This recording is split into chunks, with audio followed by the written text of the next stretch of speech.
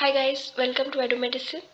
सो हम ये third part कर रहे हैं, the notion of spirit. Spirit का मतलब जनरली तो आत्मा होती है, पर आप अपनी हिंदी मीडियम की बुक में, अगर आप हिंदी मीडियम के स्टूडेंट हो तो देख लीजिएगा कि इसका एग्जैक्ट मीनिंग क्या है।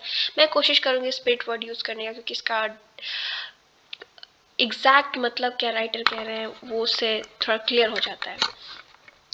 ये थर्ड पार्ट है, दो इसके पार्ट ऑलरेडी चैनल पे हैं, 5 मिनट और 8 मिनट का। आप उनको देखिएगा तभी थर्ड पार्ट देखिएगा, क्योंकि फिर तभी आप समझ पाएंगे कि बात एक्चुअली हो क्या रही है। और वीडियो को प्लीज़ लाइक कर दीजिएगा अगर आपको अच्छा लग रहा हो लेक्चर तो। कमेंट करके कोई सजेशन या कोई क्वेश्चन हो तो ज़रूर पूछिएगा। एंड कुछ और भी हो तो कमेंट ज़रूर करिएगा।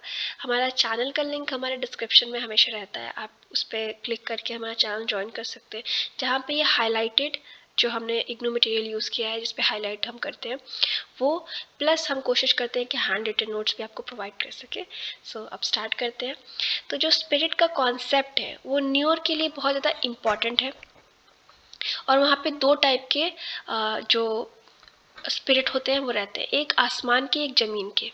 तो आसमान वाले हैं उनको हम कुथ नहियल कहते हैं, और जो धरती के हैं उनको कुथ पिनिये कहते हैं। ठीक है, कुथ नहियल मतलब, अब कुथ तो आप समझ गए होंगे कि स्पिरिट के लिए यूज़ हुआ है, नहियल आसमान के लिए यूज़ होगा, और पिनी धरती के लिए। इन वर्ड्स को याद रखिएगा, एग्जाम में आप लिखेंगे तो एक्स्ट्रा पॉइंट जरूर मिलेंगे। उसके बाद जो आसमान के जो स्पिरिट हैं वो हवा और इन सब में होते हैं, और ये बहुत पावरफुल माने गए हैं, मोस्ट पावरफुल बल्कि माने गए हैं। और जो धरती के हैं उनको ये माना जाता है कि वो आसमान से ही गिरे हुए हैं, मतलब आसमान से ही वो आए हुए हैं, और उनकी बहुत सेपरेट कैटेगरी है और बहुत सारे टाइप के हैं। कोई टोटमिक स्पिरिट है, पत्थर उस वगैरह के स्वरूप में है, कुछ नेचुरल है, पेड़ पौधे पानी, ऐसी अलग अलग चीज़ें। वो नेचर से जो भी चीज़ें मिलती हैं उनको वो बहुत रिस्पेक्ट करते हैं, उनको समझते हैं कि वो स्पिरिट का एक सिंबल है। वो रेन और लाइटनिंग को कोल कहते हैं, COL, बारिश को और जो बिजली चमकती है उसको। ठीक है, उसके बाद जो क्वॉथ है, क्वॉथ वर्ड वो लोग अपने भगवान के लिए यूज़ करते हैं। ठीक है, भगवान को बोलने के लिए वो क्वॉथ शब्द का, भगवान, गॉड, देवता, अल्लाह जो भी है, तो उसके लिए वो लोग क्वॉथ यूज़ करते हैं। और जो उनकी गॉड है उनको वो ऐसा फादर या क्रिएटर मानते हैं, कि वो हमारे पिता हैं जो हमें क्रिएट किए हैं, जो हमको बनाए हैं। ओके, वो फैमिली के पूरे लीडर के, सबके वो लोग फादर हैं, God. Ivan Pritchard writes that the totemic or totemistic spirits sometimes give a man a certain power over totemic species. These rites these people perform might be classified according to some definition on term as magic. तो ऐसा वो लोग believe करते हैं कि ये सब टोटमिक्स पत्थर के रूप में होंगे। कई तरीके टोटमिक को आप प्रॉपरली कोई भी चीज़ की, नेचुरल चीज़ की जो पूजा करते हैं, वो एक तरीके का उनको वो देता है, और वो कुछ मैजिक वैजिक उससे करते हैं। मतलब उन लोग को बिलीव है कि किसी किसी को दिया हुआ है उसने पावर, और वो मैजिक टाइप का वो परफॉर्म करते हैं। हर चीज़ को वो ये नहीं समझते कि वो स्पिरिट ही है, और या हर स्पिरिट एक वैल्यू का है, मतलब हर स्पिरिट की अलग अलग वैल्यू है। जैसे कि पहले ही पता चला कि हमें ब्रीज, जो हवा और विंड वगैरह है, एयर, उसको सबसे पावरफुल मानते हैं। ठीक है, अब हम आते हैं उनकी मेडिसिन पे। ये वाला मेडिसिन वाला पार्ट बहुत इंटरेस्टिंग भी है, और ये एग्ज़ाम में इन पे जो ये टॉपिक है स्पेसिफिकली, मतलब पूरा टॉपिक पे क्वेश्चन काफ़ी आते हैं, तो इसको थोड़ा अच्छे से आप समझ लीजिएगा। समझना क्या, डायरेक्टली लिखा हुआ, तो वहाँ पे मेडिसिन, दवाइयों का बहुत कम प्रयोग होता है, और रिलीजियस राइट मतलब रीति रिवाज, जो धार्मिक रीति रिवाज होते हैं उनको करके बीमारियों को दूर करने की कोशिश ज़्यादा की जाती है। और जो उनकी दवाइयाँ होती हैं वो स्पिरिट्स के पावर से नहीं होती हैं। पिचर्ड कहते हैं कि newer medicine today are mostly of nature of talisman, जो टैलिस्मैन्स के फॉर्म में होते हैं। ताबीजें पहनी जाती है ना, कि ये इसमें कोई जादुई कुछ है, या ऐसे हम ताबीजें पहन लेते हैं तो भगवान की, अल्लाह की या गॉड की कृपा होगी। हर धर्म में कुछ ना कुछ ताबीज टाइप की होती है, तो ये सब ये लोग पहनते हैं। Protect a person from or cure him of sickness brought about by breach of interdiction. ठीक है। माना जाता है कि कोई भी बीमारी कुछ हुआ है तो कुछ तरीके की आपने गड़बड़ की है, कुछ गलती की है, तब हुआ है।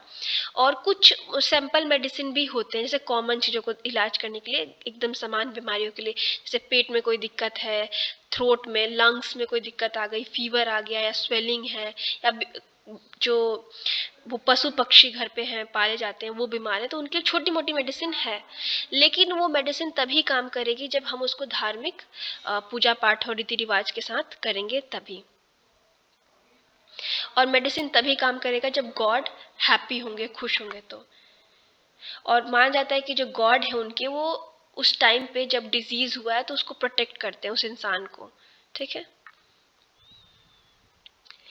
God foreknows father of every type of high spirit of air and the lesser than them are said to be children of his son। तो माना जाता है कि जो गॉड है उनके न्यूर के, वो स्पिरिट, मतलब उनकी जो स्पिरिट है वो एयर में रहती है, और उनसे जो छोटे मोटे उनके जो बच्चे हैं उनकी भी स्पिरिट अलग चीज़ों में रहती है, जैसे कि पेड़ में। जैसे कि आपने देखे हैं कि हम हिंदू धर्म में जैसे होता है कि हम सूर्य देव बोलते हैं, इंद्र देव बारिश के हैं, तो ऐसे ही उनमें भी एक फैमिली ट्री है। मैंने हिंदुइज्म का एग्जाम्पल दिया है, आप थोड़ा कोशिश करिएगा समझने का। तो मान लीजिए कि वहाँ पे एक एयर के देव हो गए, उनकी स्पिरिट है।